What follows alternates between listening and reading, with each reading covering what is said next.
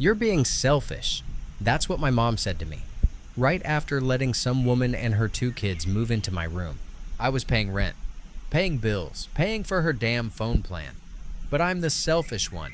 Let me back up a sec. I'm Marcus. I'm 27, working remote as a software engineer for a mid-size fintech company out of Austin. Good job, decent pay, long hours. You'd think that means independence, right? Nah. Try living in a city where rent for a shoebox studio is $2K minimum. So yeah, I moved back home a year ago to help both of us out. It wasn't a freeloading situation. I paid my share. Half the rent, all the utilities, groceries, sometimes even her DoorDash when she forgot her password again. I set up a workstation in the spare bedroom, turned it into my little studio. Dual monitors, custom-built PC proper mic setup. That space, that was everything to me. Work chill my zone. Everything was fine. Until last week. I came home from picking up groceries and my key didn't work. WTF, that door always stuck a bit, so I figured maybe she got it fixed or replaced the lock. I texted her, "Hey, key's not working, you home?" No response. So I knock. The door opens, and there she is. My mom Sandra with this weird half-guilty, half-annoyed look on her face. "Oh yeah, I meant to tell you. Denise and the kids are staying here for a bit." Denise. Who the hell is Denise? Turns out she's some old college friend of my mom's who's going through a hard time after a divorce. She brought along her two kids, Kyler 7, who has one volume loud, and Bella 4, who doesn't speak but screams like a fire alarm when ignored. Apparently she and the kids are now living in my room. And I mean living. Like my bed is gone, my chair missing, my desk shoved into a corner. The kids' toys are everywhere. My mic's covered in glitter glue. My monitor had fingerprints, sticky fingerprints. I swear to God, I could feel my blood pressure spike. I turned to my mom and went, "Why the hell are they in my room? You didn't even ask me." She looked at me like I was making a scene. "Marcus, don't be dramatic. Denise has nowhere else to go. Her ex is a monster. The kids needed space and your room's the biggest." "Excuse me, I pay for that room. That's my office. That's where I work. Where am I supposed to go?" "The couch for now. It's temporary." "Screw that." But I tried to stay calm, tried to be reasonable. "At least let me move my equipment out. That stuff is expensive." She shrugged. "There's no space anywhere else. Just be flexible." Flexible, flexible. As if I hadn't been paying her rent for a year. As if I hadn't helped her out when she couldn't afford to replace the car battery or when her heating broke down in February. "Mom, this isn't fair. This isn't just some random spare room. It's my workspace. You can't just..." And then Denise walks in. This woman has the audacity to smile and say, "They love your setup. Kyler calls it the spaceship." No, hell no. They're not allowed to touch any of it, I snapped. This isn't a daycare. I work with that gear. If anything breaks, wow, you're really that uptight? She laughed. "They're just kids." I stared at her like she'd grown a second head. I wasn't being uptight. I was protecting my livelihood. But Denise wasn't done. "Maybe if you weren't always locked in that room, they wouldn't be so curious." "Oh, okay, so now I'm the bad guy for having a job." That night I couldn't sleep. Couch too small, TV blasting Paw Patrol at 7 a.m. I tried talking to Mom again, told her again how much the gear meant to me, how unfair this all was. "This isn't about money, Marcus," she said. "It's about compassion." "No, it's about respect. If this is your house and your rules," I told her, "then maybe I shouldn't be paying rent." Her eyes narrowed. "Don't be dramatic. You know I can't afford this place without you." "Then maybe you should respect the one person keeping the lights on," I fired back. Silence. But she didn't budge. The next morning I tried to grab some gear, headphones, cables, camera, and Denise blocked me. "You can't just barge in. It's the kids' space now." "Ma'am, what the actual F asterisk?" That was it for me. That was the moment I knew this wasn't just temporary. This was going to be a long-term hostage situation.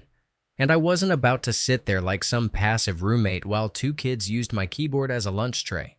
So I made a plan. I started looking for places, room shares, sublets, anything. Didn't say a word to Mom. I knew if I did, she'd guilt-trip me harder than a Catholic grandma on Easter Sunday. Last Friday, I left work early, told my manager I had a connectivity issue at home. Technically true, Kyler had pulled the plug out of my surge protector the night before while playing Ninja. My backup battery failed. I lost progress on a whole block of code and missed a sync with our San Francisco team. Want to guess what Mom said? Well, maybe don't leave important stuff lying around. Lady, that stuff was a $3,000 workstation. I wasn't leaving it around. I just didn't expect a 7-year-old with spaghetti hands to treat it like a jungle gym. Anyway, I was already done emotionally, like completely detached. You know that feeling when something snaps inside you and you go quiet? Not sad, not even angry, just cold. That was me. So I started prepping quietly. I pulled up Zillow, Facebook Marketplace, Craigslist. I wasn't looking for luxury, just 4 walls, a door I could close, and a Wi-Fi connection without Peppa Pig blaring in the background. Found a few sublets, sent out messages. At the same time, I backed up everything, work files, passwords, photos from my PC to an encrypted SSD. Then I grabbed my spare keyboard and mouse and took them to my buddy Damien's place under the guise of lending them. Dude, everything okay? He asked. Nah, but I'm working on it. Didn't want to dump the whole story yet. Needed to move smart, not fast. At home, I started noticing little things. Denise's kids were in everything. One morning, I opened the fridge to find juice boxes shoved into the crisper and my protein meal prep missing. Guess what was in the trash? My Tupperware, smashed. I confronted Mom calmly this time. Can you just tell them to respect my stuff? They're just kids, Marcus. Stop being so rigid. Rigid. This is my food, my containers, my life. You act like I'm a guest here. You basically are. This is my house. I laughed. That weird dead inside laugh. Cool, then don't expect the guest to pay rent next month. She gave me this look like I'd kicked her dog. That night I stayed at a coffee shop till closing, just to avoid the tension. Sent out 4 more applications to open rooms. Then I saw a post $850/month utilities included month-to-month lease. Room wasn't huge, but it had a locking door and a roommate who worked nights. Messaged the guy. He replied 10 minutes later. Yeah, it's still available. Want to come check it out tomorrow? Yes, I do. The next morning I grabbed my external drive laptop and a duffel bag. Told Mom I was going to work from a friend's place for a change of scenery. She barely looked up from her phone. Denise, though. She smirked like she knew something. Rough night on the couch. Nah, I said. Actually slept great. Didn't hear a single scream. I meant that. It was the first night in weeks I hadn't dreamt about keyboards catching fire or headphones being flushed down the toilet. Met the new roommate, Jake. Chill guy. Mid-30s, worked night shifts at a hospital. The room was plain but clean. I could see myself there. Quiet. No chaos. No passive-aggressive moms or glitter explosions. I'm ready to sign now if you're good, I said. And just like that, it was real. When I got home that night, I didn't say anything. I ate quietly. Denise asked if I could take the kids to the park sometime soon to help them burn off energy. I stared at her for 3 solid seconds before answering. I'm not their uncle, or their babysitter, or their damn emotional support engineer. She scoffed. Mom rolled her eyes. Marcus, you're being impossible lately. No, I said. I'm just finally saying no. That weekend, I packed everything. I did it in pieces so no one would notice. Monitor went to Damien's. Mic and tripod to my car trunk. My clothes were stuffed into Amazon boxes I labeled storage. I unplugged my gear during the day when no one was around. Sunday night, I was almost done. Just had my chair tower and a few odds and ends left. Then I heard it. Denise and Mom in the kitchen whispering. Except not really whispering. More like dramatic stage whispers that were meant to be heard. He's being selfish, acting like we're invaders. I know. I can't believe he's making this harder. He's always been so inflexible. It's like he doesn't get that we're struggling. Cool. So now I'm the villain in my own damn home. I wanted to go off, like really go off, but I didn't. Because at that point they weren't worth my energy. I had a plan, and it was happening. Monday morning, I made one final trip to get my gaming chair and PC tower. As I was wheeling the chair out, Kyler ran up to me. Can I have it? I looked down at him, then at the sticky trail of jelly he was leaving across the wall. No bud. This one doesn't survive peanut butter. Bella screamed in the background. Someone had changed her show. I grabbed my stuff, loaded it into the back of Damien's car, and slammed the trunk shut. When I walked back inside, Mom was waiting at the bottom of the stairs. Where are you going with all that? Moving out. She blinked like I'd slapped her. You're serious? Yeah, I've already signed a lease. I'm out by tonight. Marcus, be reasonable. Like how you were reasonable when you gave away my room. Or when you let Denise call me selfish to my face. Or when you expected me to pay for all this and shut up. Her mouth opened, closed, opened again. We need your help. No, you need a doormat. I'm fresh out. And I walked upstairs. Packing the last load was fast. Damien helped. He filmed everything on his phone just in case Denise tried to pull something. And of course she did. Right as I was unplugging the last outlet, she walked into the room, her room now, I guess, and started shouting. You can't just take stuff. This is all mine.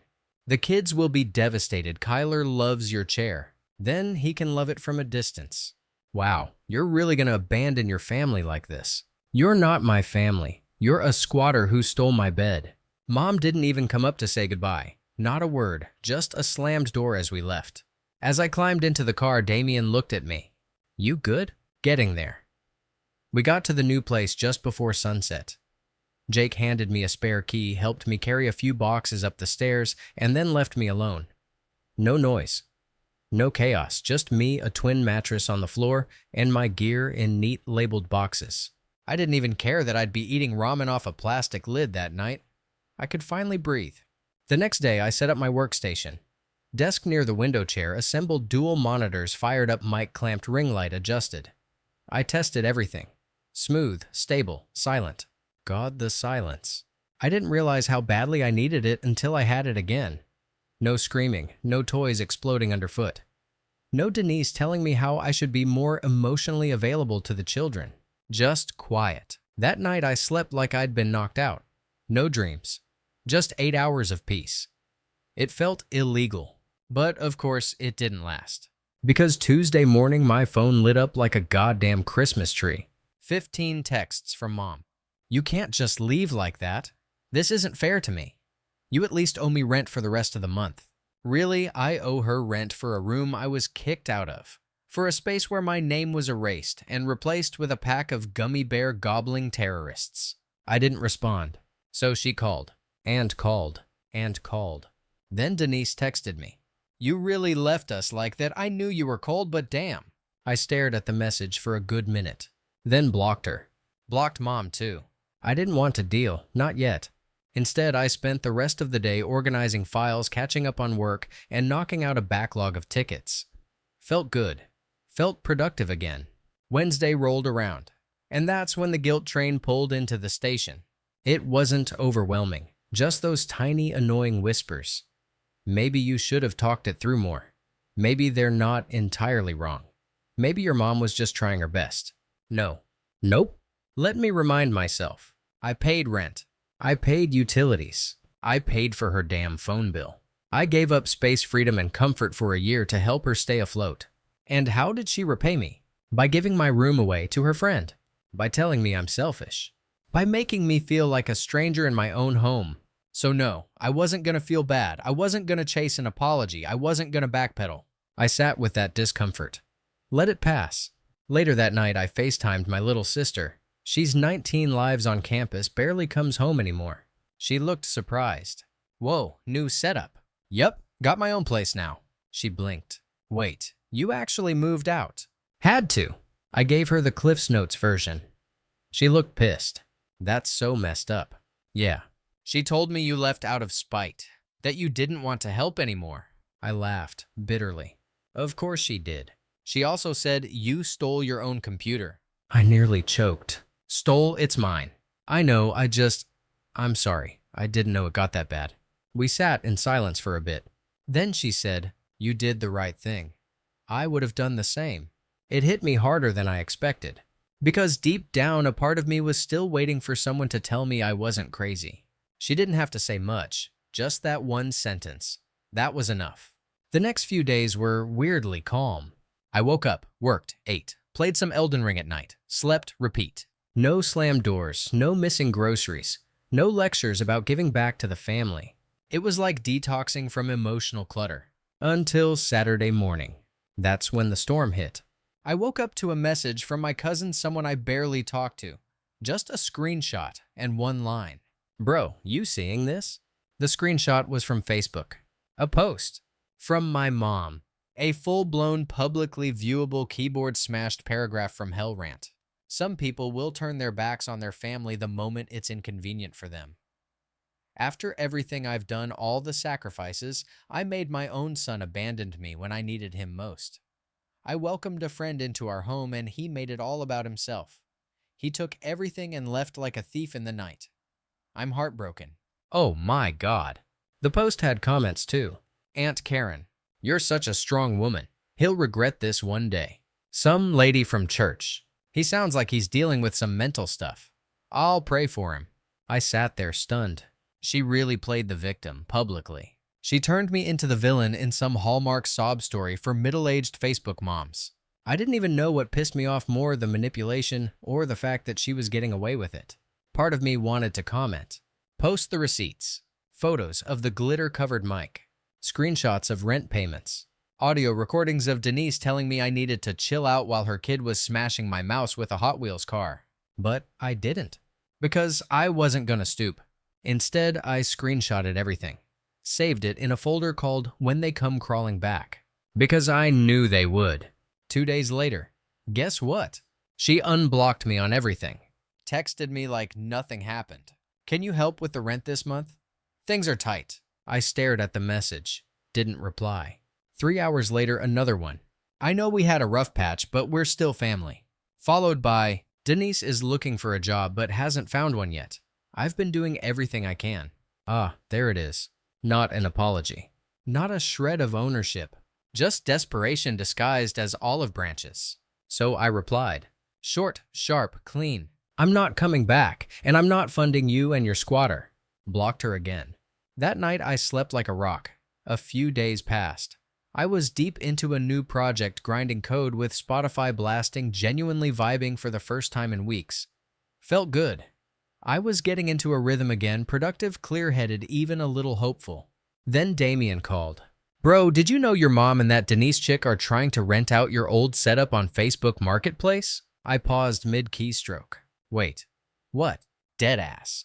Someone in the ATX buy-sell group just posted your old gaming chair, dual monitors, and some studio quality mic for $400. Says gently used. He sent me the link. I clicked. There it was. My chair, my gear, my goddamn name still etched in marker under the monitor stand. I swear my brain short-circuited for a second. She wasn't just using my stuff. She was trying to sell it. For $400. Stuff I paid over $2,500 for, posted with blurry pictures, bad lighting, and Denise's crusty foot in the frame. UTF. UTF. I was boiling, not even boiling, vibrating. I FaceTimed Damien instantly. You think I'm overreacting? Not even a little, that's theft. He was right, but I didn't want to go nuclear yet. First, I had to make sure she didn't actually sell anything. So I messaged the account posing as a buyer. Hey, super interested in the setup, still available. They replied fast. Yes, first come, first serve. Price negotiable. Nice, I had her. I replied. Cool, can I pick up today?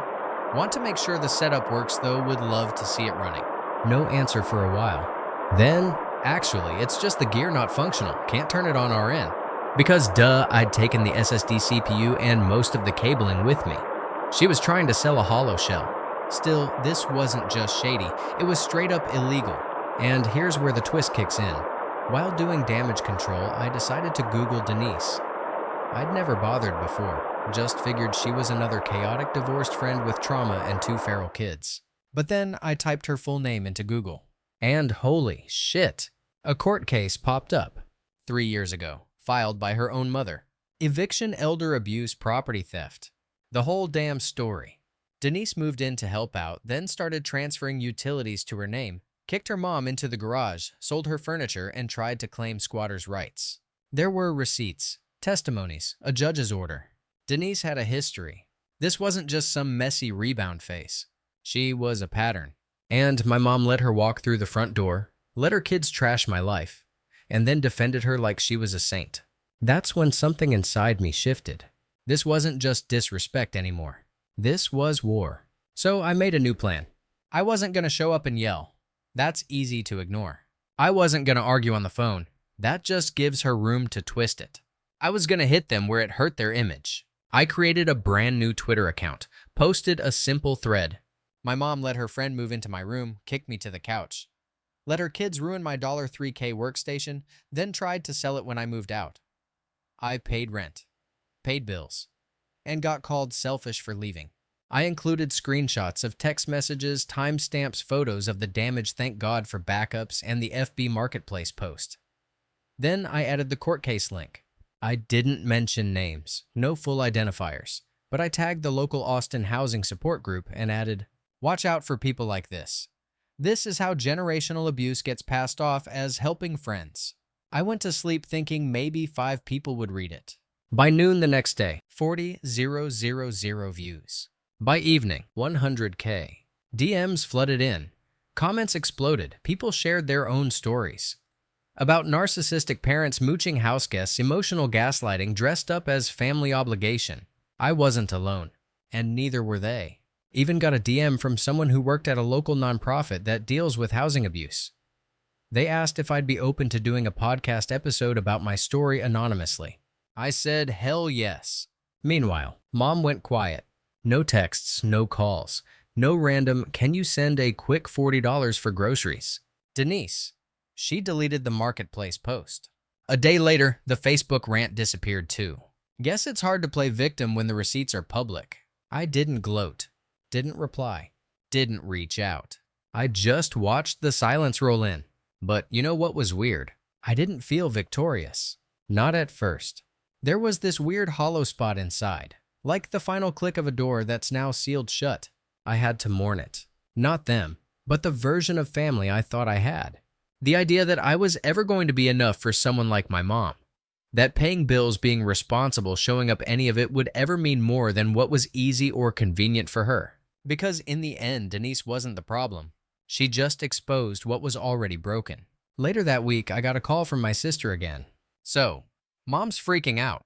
Yeah, apparently people from church saw the post. Someone asked her if she was the glitter mic mom. I burst out laughing. Couldn't help it. "She's not talking to anyone. She's blaming me. Says I set her up." "You didn't." "I know." Then she paused. "For what it's worth, I'm proud of you. You stood up for yourself. I wish I could." I swallowed the lump in my throat. "You can. One day, when you're ready." I hung up, looked around my tiny room. Nothing fancy, no art on the walls, bare bones IKEA desk, a mattress on a floorboard. But it was mine. My peace, my rules, my reset. 2 weeks after the post blew up, things settled into a strange kind of quiet. I was still working remote, still killing it on tickets, and actually getting praise from my manager for staying consistent despite the circumstances. I didn't even bother correcting him. If only he knew the circumstances involved glitter-stained keyboards and a squatter from hell. I was saving money, sleeping well. Damien and I were hitting the gym again. I had food in my fridge that didn't magically disappear overnight. My protein powder was safe. My Tupperware lived to see another day. It was low-key bliss. But then, as it always does when you finally found a sliver of peace, a surprise hit. One morning, I got an email from an old Gmail account I rarely checked. One I hadn't used since college. Subject line: "Do you still want this domain?" Confused, I clicked. Apparently, a domain I'd bought years ago during a college side hustle was about to expire. I almost let it go, until I remembered. That project. The passive income blog idea I never got to finish. The one that had an email list of 5,000 subscribers and an ebook draft just sitting in Google Drive. Back then, I shelved it when life got busy. Then I moved home. Then I fell into the trap of being the helpful adult child. The dude who covers rent, runs errands, fixes tech, and doesn't complain when people walk all over him. But now I had time. Space, no one yelling in the hallway or unplugging my gear mid-sprint. So I renewed it. That night, I dug up all the old files, cleaned up the branding, polished the ebook, set up the domain again. Bought a $12 template. 3 days later, it was live. Nothing crazy. Just a solid blog with practical advice for software freelancers, contracts, tools, pricing guides. The stuff I wish someone had given me when I started. I posted the link on Reddit. Woke up to a couple hundred hits. A week later, over 12,000 visits, 400 email signups. I didn't realize it then, but that was the turning point. Meanwhile, Mom finally cracked again. Blocked number, of course, but she made a new Gmail. Sent a long-ass letter. The subject line, "Can we just start over?" I opened it. Skimmed the first paragraph. Classic guilt trip. "I raised you alone. I did my best. It's not easy being a single mom." Middle paragraph deflection. "Denise was only supposed to stay a few weeks. I didn't think it would become this big a deal." Then came the gold. "The post you made really hurt me. I know you were angry, but airing our private business was immature." There it was. Still no apology, just hurt feelings over being exposed. Then the closer. "Anyway, we're trying to move forward. Denise has found a part-time job. The kids miss you. I miss you. Please don't shut us out forever." I stared at the screen for a long time. Not because I was tempted, but because I suddenly realized I didn't feel anything. No rage, no sadness, no bitterness. Just nothing. And that felt like power. I didn't reply. I archived the message. Then I added her new address to the block list. That weekend, I went on a spontaneous day trip. Just me, my car, and a few podcasts. No destination, just vibes. Somewhere around Waco, I pulled into a gas station, grabbed an energy drink, and sat on the hood of my car. Sun was setting. Sky was stupid, pretty like something out of a Windows XP background. And for the first time in a long time, I looked around and thought, I actually made it out. I know that sounds dramatic. But when you've been trapped in emotional obligation for years, especially with family, getting out feels like breaking free from a cult. It doesn't hit all at once. It's slow, quiet, creeps in. You start noticing how relaxed your shoulders are, how you're not flinching when your phone buzzes, how food tastes better when you're not mentally budgeting rent and resentment at the same time. A few nights later, I got dinner with my sister. She picked this ramen place near campus, and we sat outside under string lights watching people walk their dogs and argue about parking. "So, Mom's still mad," she said, sipping her broth. "Let her be." Denise moved out. That made me pause. Wait, what? Apparently, she got into it with Mom. Something about boundaries and respect, and some dude she's seeing now. Took the kids and left. I couldn't help it. I laughed, loudly. So Mom got a taste of her own medicine. Pretty much. I leaned back in my chair. "Karma's a spicy little gremlin, huh?" She snorted. "Yep. You still staying away?" She asked after a beat. "Yeah, I'm done." She nodded, didn't push it. But I could tell she was thinking about her own path out. She still went back for holidays, still tried to keep the peace. But I saw the cracks forming, the little signs of burnout. "You know, I said you don't have to keep playing the role they gave you." "Yeah, I'm starting to realize that." We finished our food, talked about work, college drama, the usual. When we said goodbye, she hugged me a little tighter than usual. Back at my place, I opened up my site stats.